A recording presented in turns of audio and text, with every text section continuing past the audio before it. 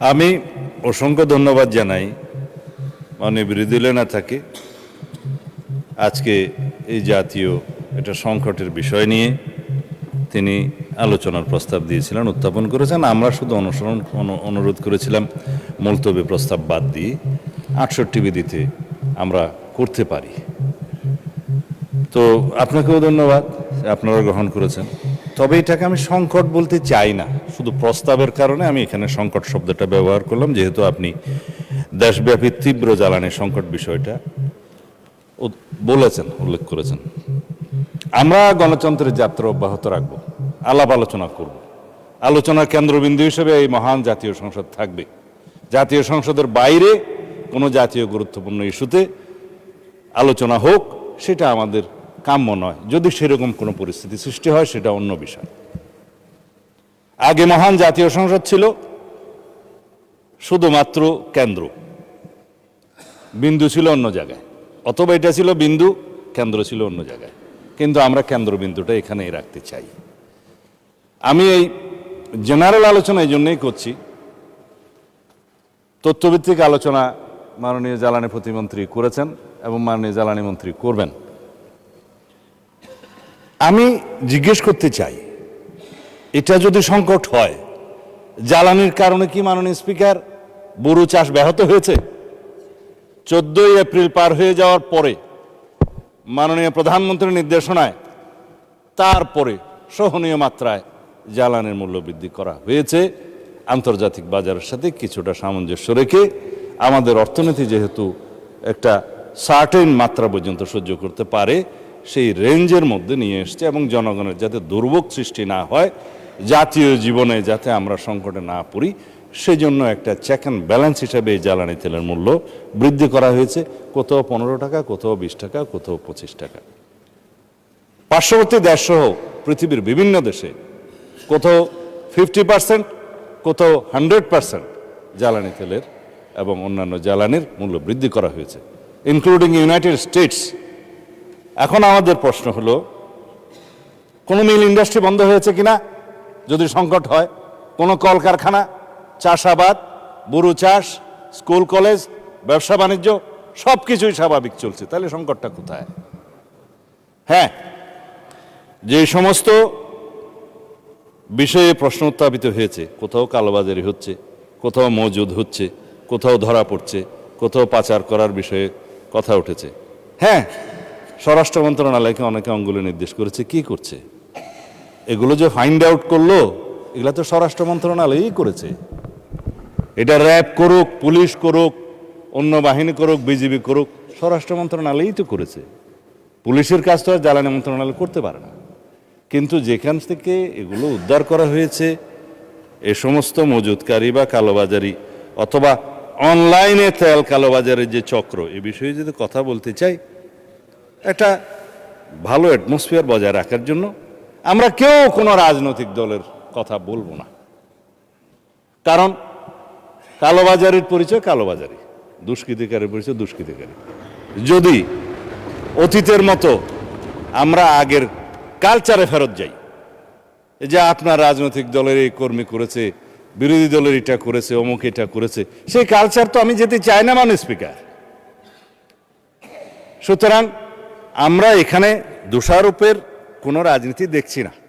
ধন্যবাদ জানাই মাননীয় বিরোধী দলের নেতাকে যে আপনি আলাপ আলোচনা করতে চেয়েছেন সরকারি দল বিরোধী দল মিলে, যদি কোনো রকমের সংকট হয়, এবং সেই ক্ষেত্রে জাতীয় ভিত্তিতে জাতীয় ইস্যুতে সবসময় আমরা এক থাকব। যেমনভাবে আমরা এক থেকেছি বিগত ফ্যাসিবাদী স্বৈরাচারী বিরোধী যে আন্দোলন, সেই আন্দোলনে যে জাতীয় ঐক্য আমাদের মধ্যে গঠিত হয়েছে, সৃষ্টি হয়েছে, সেই ঐক্যটাকেই শক্তিতে রূপান্তরিত করে আমরা এই নেশনকে এগিয়ে নিয়ে যাব, জাতিকে এগিয়ে নিয়ে যাব। সেখানে আমরা একমত। এই ইস্যুগুলো সাধারণত এইভাবে জাতীয় সংসদে আলোচনা কখনো আগে হয়নি মাননীয় স্পিকার। আমার অন্তত সংসদীয় রাজনীতির ইতিহাসে আমি দেখেছি বিগত দিনে কোনো সেশনে একটা বা দুইটার বেশি মুলতবি প্রস্তাবও আলোচনা হয়নি। 68 বিধিতে খুব রেয়ার আলোচনা হয়েছে। কিন্তু আমরা এই জাতীয় সংসদের আলোচনাকে অর্থবহ করতে চাই। এই আলোচনাটাকে শুধুমাত্র আলোচনায় টকড আউট করে দিতে চাই না। এখান থেকে যদি কোনো সলিউশন বেরিয়ে আসে, সেটা আমরা গ্রহণ করব। এবং মন্ত্রণালয়ের সেটা আমরা এক্সিকিউট করব। মাননীয় প্রধানমন্ত্রীর কাছে আমরা নির্দেশনা চাইব, সেটা আমরা বাস্তবায়ন করব। আজকে মাননীয় প্রধানমন্ত্রীর এখানে আমাকে একটু প্রশংসা করতেই হয়। উনি প্রশংসা পছন্দ করেন না, তারপরেও করতে হয়। তিনি যদি দিক নির্দেশনা না দিতেন, আইনশৃঙ্খলা বাহিনী সহ এবং স্থানীয় পর্যায়ের জেলা পর্যায়ের ডিসি, এসপি এবং যারা পেট্রোলিয়াম সেক্টরে কাজ করে তারা সহ যদি মাঠ পর্যায়ে সবাই তদারকি না করত, তাহলে বড় ধরনের বিশৃঙ্খলা হতে পারত। প্রত্যেকটা পেট্রোল পাম্পে, প্রত্যেকটা ডিপোতে ডেইলি ভিত্তিতে রুটিন করে সেখানে তদারকি করা হয়েছে, সেখানে সমস্ত ডাটা সংরক্ষণ করা হয়েছে এবং সকাল বিকাল সেখানে মনিটরিং করা হয়েছে কোনো রকম অনিয়ম হচ্ছে কিনা। তারপরেও কিছু কিছু অনিয়ম হয়েছে, কারণ যেখানে দ্রব্যমূল্য কম থাকে সেই দ্রব্যটা মজুত করার, পাচার করার এবং অপচয় করার একটা প্রবণতা এটা হিউম্যান বিইংয়ের মধ্যে থাকে।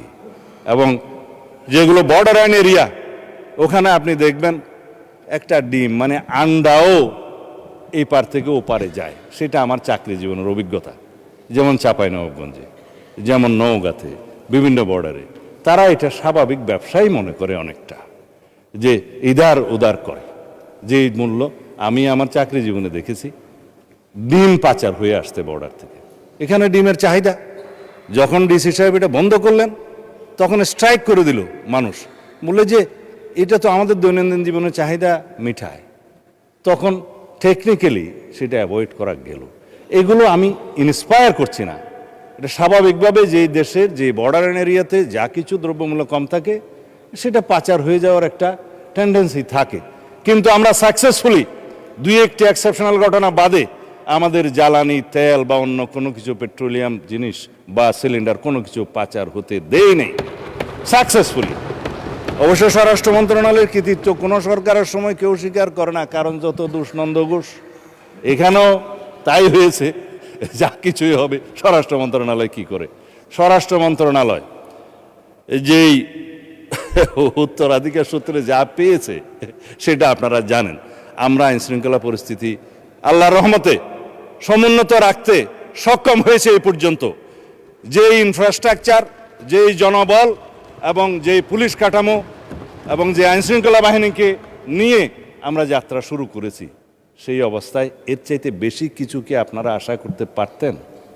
এখন আমরা এই পুলিশ বাহিনীকে মোরালি স্ট্রং করার জন্য আমরা মোটিভেট করছি, তাদেরকে ওয়েল ইকুইপড করছি এবং আমরা যে সমস্ত যানবাহন ধ্বংসপ্রাপ্ত হয়েছে বিগত মুভমেন্টের সময় সেগুলো পরিপূরণ করে এবং আমরা একটা স্ট্রাকচার রেডি করে জনবলগুলোকে আমরা সঠিকভাবে যাতে আইনশৃঙ্খলা নিয়োজিত কার্যক্রমে সঠিকভাবে ব্যবহার করতে পারি, জনবান্ধব এবং পাবলিক ফ্রেন্ডলি যাতে একটা বাহিনী হিসেবে এস্টাবলিশ করতে পারি, সেই জন্য কাজ করছি মাননীয় স্পিকার। আমরা ওভারনাইট এই বাহিনীকে ঢেলে সাজাতে পারবো না, সেজন্য সময় লাগবে। আমরা ওভারনাইট অন্যান্য কিছু আইনশৃঙ্খলা রক্ষাকারী বাহিনী আমাদের আছে, যেগুলো বিজিবি সহ, এপিবিএন সহ, র্যাব সহ আরও অনেক বাহিনী আমাদের আছে, কোস্টগার্ড সহ সব জায়গায় আমরা তাদেরকে এমনভাবে কার্যক্রমের জন্য আমরা মনিটরিং করছি, নির্দেশনা দিচ্ছি, যার সুফল দেশবাসী পেয়েছে। আপনারা জানেন নিশ্চয়ই চট্টগ্রামের একটা জায়গা অনেকটা নিয়ন্ত্রণের বাইরে চলে গেছিল, রাষ্ট্রের বাইরে আরেকটা রাষ্ট্র হয়ে গেছিল। সেই সলিমপুর জঙ্গলকে আমরা কিভাবে উদ্ধার করেছি এবং রাষ্ট্রের নিয়ন্ত্রণ নিয়ে এসেছি।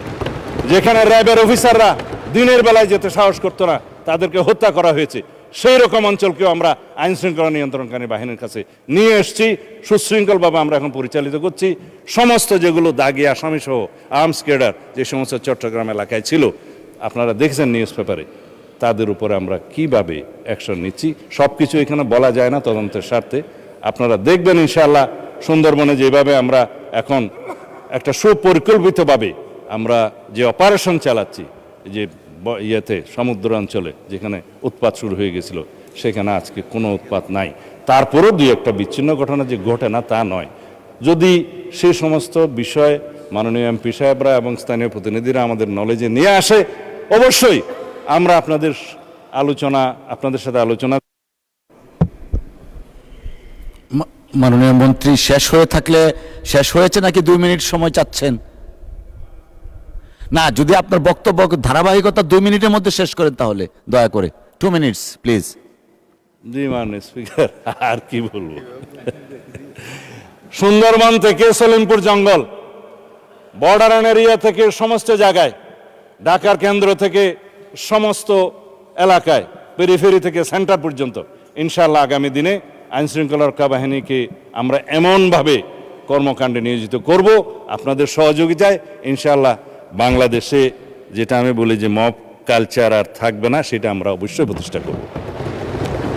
যে কোনো রকমের অপরাধ শূন্যে নিয়ে আসা যায় না, পৃথিবীর কোথাও নজির নাই, কিন্তু আমরা একটা এমন পরিস্থিতি নিয়ে আসতে চাই যাতে সকল রাষ্ট্রের মধ্যে আমরা বাংলাদেশকে একটা দৃষ্টান্ত স্থাপন করতে পারি যে বাংলাদেশের মানুষ যেভাবে ফ্যাসিবাদের পতন ঘটিয়েছে, ইনশাআল্লাহ এখানেও বাংলাদেশের মানুষ আইন শৃঙ্খলা সহ সমস্ত পরিস্থিতিতে আমরা একটা নজির স্থাপন করব।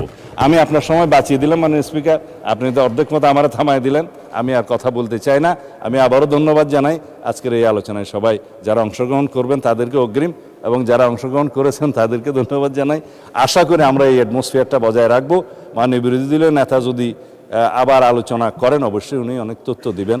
আশা করি অন্তত আপনারা প্রেসে অথবা অন্যান্য জায়গায় যাতে কোনো বক্তব্যে সরকারের এই সমস্ত কর্মকাণ্ড পরিচালনার বিষয়ে নেতিবাচক কোনো ধারণা না পড়ে সেইভাবে দয়া করে বক্তব্য রাখবেন। আমরা সবাই একসাথে আপনাদের সাথে আলোচনা করে চলতে চাই এই জাতীয়।